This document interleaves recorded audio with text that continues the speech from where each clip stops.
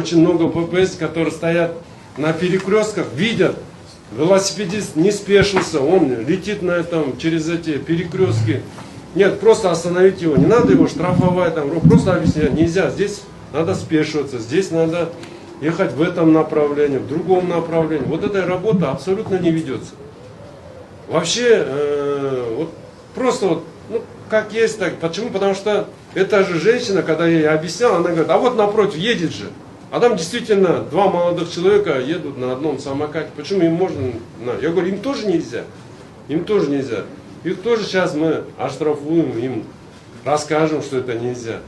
Но вот эту культуру надо формировать. Проблема же не в самокатах, а проблема в том, как ею пользуются. Если мы хотим сказать одну вещь, если мы сегодня не найдем, Рамис Гулегланович, не найдем единого решения, мы не упорядочим эту систему, мы будем вынуждены перейти уже на запретительные меры. Мы просто будем запрещать. Ради порядка, ради здоровья наших горожан.